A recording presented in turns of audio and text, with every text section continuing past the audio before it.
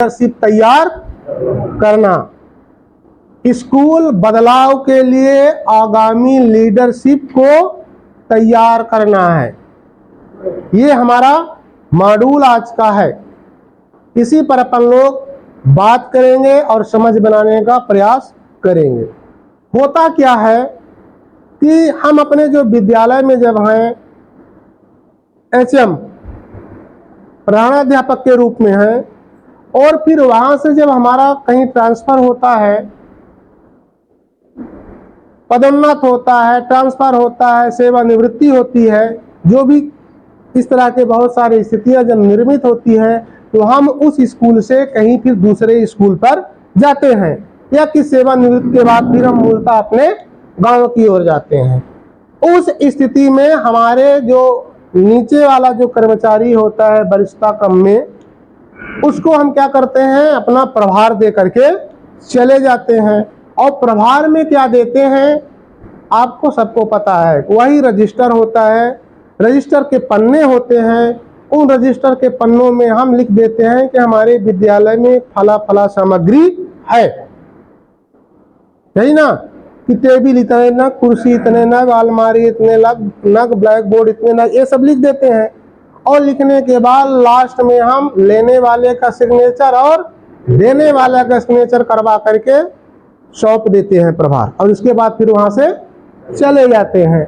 अब इतना करने के बाद जब हम तो चले तो गए वहां पे, पर हमने उस विद्यालय को वर्तमान स्थिति तक लाने में क्या प्रयास किए थे, कहां से किसका सहयोग मिला, इस विद्यालय के उन्नयन में कौन कौन ने सहयोग किया है कि नहीं, कहां से सहयोग और मिल सकता है, किस किस क्षेत्र के बच्चे आते हैं, बच्चों की आर्थिक पृष्ठभूमि क्या है, सामाजिक पृष्ठभूमि क्या है, अभिभावकों की क्या स्थितियां हैं, जन समुदाय हमारा कौन सहयोग इस विद्यालय के प्रति करता था और कर रहा है, अभिभावक कौन सहयोग कर रहे हैं। हमने अपने स्कूल को और आगे बढ़ाने का भी प्रयास किए थे। हमारे मन में था, हमारे विजन में था, हम जो लक्ष्य निर्धारित किए थे कि हमको इस विद्यालय को और आगे कहां तक ले जाना है, विद्यालय में क्या क्या बदलाव करना है, ये हमने सब सोच रखे थे। लेकिन इसी दरमियान हमारा ट्रांसफर हो जाता है या कि सेवानिवृत्ति हो जाती है और हम वो काम को नहीं कर पाते। लेकिन जब हमारा जो अधीनस्थ HM होता है, जिसको हम प्रभार देते हैं, और उसको इस चीज की पता नहीं होगा कि कहाँ से हमको सहयोग मिलेगा, कौन सी सामग्री कहाँ रखी है, विद्यालय को उत्तरोत्तर विकास कैसे होगा, तो हम जो सोचे थे अपने विद्यालय के विकास के लिए, तो वो विकास आगे उतना नहीं बढ़ पाएगा। क्या बढ़ पाएगा, क्यों नहीं बढ़ पाएगा, क्योंकि हमने अपने नीचे वाला जो हमारा, जिसको हमने प्रभार दिया था, उसको इसके बारे में कोई पता नहीं है। और जब पता नहीं है तो हमारी विद्यालय आगे की ओर सकारात्मक रूप से नहीं बढ़ पाएगी। तो हमको क्या करना है, आगामी लीडरशिप तैयार करना है। जो हमारा, हम किसको प्रभार देने वाले, इसके बाद हमारा प्रभार कौन लेगा, है कि नहीं, ये हमको पता है, कौन लेगा, किसको देंगे, तो उसको इन सब चीजों से अवगत कराते रहें। पूरे चीजों से, विद्यालय के सभी क्षेत्रों से, शैक्षिक, शैक्षिक हितधारकों से कहां से सहयोग क्या मिलेगा, क्या होगा, कैसे आगे स्कूल को बढ़ाना है, स्कूल की क्या कार्य योजना होगी आगामी, ये सब चीजें उसको बताते रहना है। जब उसको हम बताते रहेंगे तो वह जब प्रभार लेगा उसको ज्यादा परेशानी नहीं होगी और वह हमारे स्कूल को और उत्तरोत्तर आगे की ओर, हमारे विजन की ओर, हमारे लक्ष्य की ओर आगे वो ले जाएगा। ठीक है, तो ऐसा हमको अब आगामी लीडर को तैयार करना है और लीडरशिप को भी तैयार करना है। ठीक है, आगे हम बात करते हैं। आपके स्क्रीन के सामने है कि स्कूलों को बेहतर बनाने के लिए वर्तमान स्कूल लीडर्स को तैयार करना, अगली पीढ़ी के स्कूलों की चुनौतियों का सामना करने, भावी लीडर्स को तैयार करना, ये क्या है, इस मॉड्यूल का उद्देश्य है। जो अभी हमने बात में ये चीजें सीखने को मिलेगी हमको, जो कहते हैं लर्निंग आउटकम, सीखने का प्रतिफल। लास्ट में जब इस मॉड्यूल को हम पूरा सीख लेंगे तो ये चीजें निकल करके सामने आएंगी। लीडरशिप की अवधारणा से परिचित होंगे, ठीक है। इसके बाद फिर क्या, आगामी लीडरशिप तैयार करने के बारे में योजना बनाने से परिचित होंगे, परिवर्तन को जारी रखने की ये चीजें। फिर नेतृत्व में बदलाव को लेकर समझ बनाना, लीडरशिप परिवर्तन के लिए आगामी लीडरशिप तैयार करने की योजना बनाने से परिचय, प्रधानाचार्य द्वारा आगे की योजना की तैयारी के लिए मार्गदर्शन हासिल करना। ये नेतृत्व में बदलाव को लेकर, किसके नेतृत्व में बदलाव को लेकर, जो वहां के एचएम थे, ठीक है,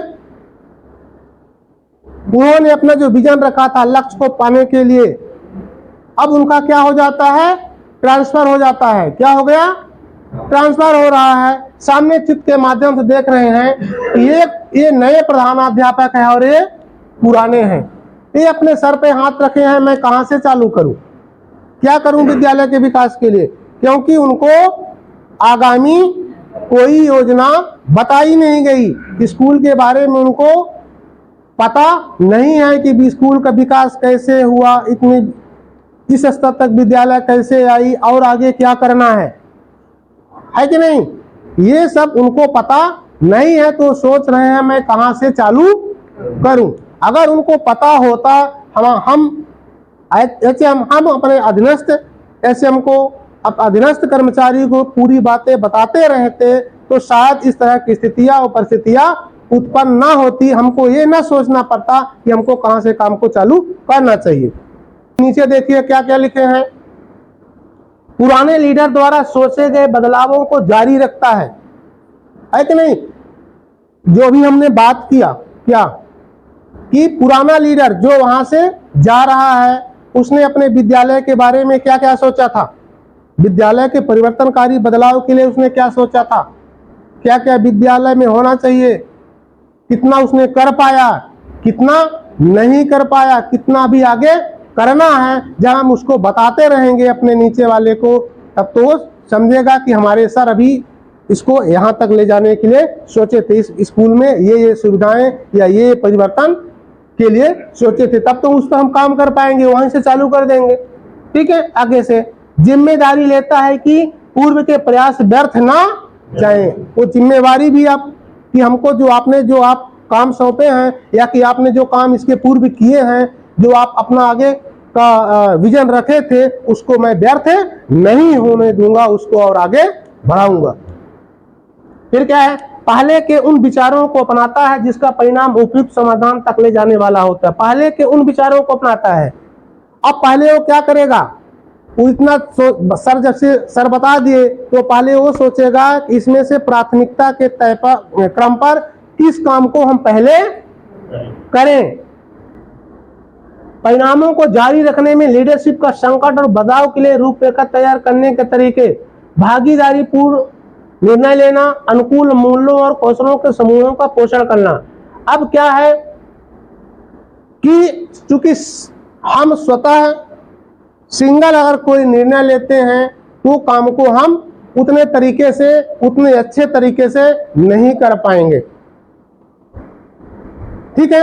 अब चूंकि हमको पता हो चुका है कि कौन से टीचर में कितनी कार्यकुशलता है, कौन सा टीचर किस काम को बेहतर कर पाएगा, चूंकि हमारे जो एचएम हैं हमको ये सब बातें बता चुके हैं कि ये काम को ये टीचर बेहतर कर लेता है, इसमें कार्यकुशलता की क्षमता इसमें है। और सबके निर्णय के साथ सभी अभिभावकों को, सभी टीचरों को जब हम साथ लेकर के चलेंगे, तब हम उस काम, जब सभी की भागीदारी होगी तब हम काम को बेहतर। जो आपके स्क्रीन के सामने है, पहला क्या है, सीखने का अनुकूल माहौल, स्कूली प्रक्रियाओं में सुधार, नियम कायदों का पालन, अनुशासन की स्थापना, शिक्षण प्रक्रिया व कक्षागत निर्देशों में सुधार और नवा सीखने का अनुकूल माहौल बना पाएंगे। जब हमको सब पता हो गया कि इस तरह से माहौल स्कूल में बना है और वो माहौल कैसे बना है, ठीक है, तो जब हमको पहले से पूरा पता है तो हमारे माहौल में कोई परिवर्तन नकारात्मकता की ओर नहीं होगा, उसको हम आगे सकारात्मकता की ओर बढ़ाते हुए और आगे ले जाएंगे और स्कूली प्रक्रियाओं में सुधार कर पाएंगे। अगला स्तर हमारा होगा, अभी जहां तक हमारी विद्यालय थी उसके आगे हमको और ले जाना है, लिखा ना है, स्कूली प्रक्रियाओं में सुधार भी करना है। नए लीडर की बात में है। फिर क्या है, नियम कायदों का पालन कैसे करवाना है, कैसे होता है, ठीक है। पता ये चले कि हमारा जो पुराना लीडर जो था वो चला गया, अब दूसरे कोई लीडर बन गए, तो उनको भी ऐसा चाहिए जैसे हमारे सर सबको साथ में लेके चल रहे थे, सबका सहयोग मिल रहा था, तो हमारा भी व्यक्तित्व उसी तरह का हो कि हम भी सबका सहयोग लेकर के आगे बढ़ चले। अनुशासन की स्थापना, शिक्षण प्रक्रिया व कक्षागत निर्देशों में सुधार और विभिन्न प्रकार के नवाचार भी करना है। ये नवाचार जो शब्द है बहुत दिनों से चला आ रहा है, ठीक है। ऐसा कोई आप काम करेंगे कि उस बदलाव से आसपास के विद्यालय भी आपके नवाचार को देखें और वो भी चाहें कि हाँ इसमें हम ऐसा काम कर लें तो हमारा भी अच्छा स्कूल आगे बढ़ेगा। अब जैसे बच्चे स्कूल में नहीं आ रहे हैं तो किसी टीचर ने क्या नवाचार किया कि उस स्कूल में बच्चे आने लगे। जो बच्चे पढ़ाई नहीं कर पा रहे थे तो किसी ने क्या नवाचार किया पढ़ाई करने के लिए। हमने एक उदाहरण में पहले बताए थे कि एक टीचर इसी तरह की बात कर रहे थे कि हमने बच्चों को याद करने के लिए देते थे लेकिन बच्चे उसको याद करके नहीं आते थे, तो बोले कि हमने सर नवाचार किया कि क्योंकि आजकल सभी के यहाँ मोबाइलें हैं, मैक्सिमम लोगों के पास मोबाइलें हैं, क्योंकि अब उन्होंने व्हाट्सएप ग्रुप बनाया। क्या बनाया? WhatsApp group. स्कूल का व्हाट्सएप ग्रुप कक्षा वार बनाते हैं, उसमें नंबर सबको मिल गया। अब वो क्या करते थे कि सुबह 4 बजे सबको फोन लगाते कि उठो भाई 4 बज गए हैं, पढ़ाई चालू करो, ये आपको होमवर्क हम दिए हैं, इसको सुनेंगे। तो सबके यहाँ फोन लगाते, फिर बच्चे उठते, मुंह हाथ धोते, इसके बाद पढ़ने बैठ जाते थे, तो उसका रिजल्ट बेहतर आने लगा। तो इस तरह से विभिन्न प्रकार के नवाचार आप कर सकते हैं, ठीक है। चाहे वर्तमान में लोगों में नेतृत्व का प्रसार व विस्तार करना, इसके बारे में इस चित्र को दोनों को देख लीजिए। ये विद्यालय है, ये हमारे पुराने प्रधानाध्यापक हैं, ये कौन है? वर्तमान। ये निवर्तमान है, ये कौन से हैं?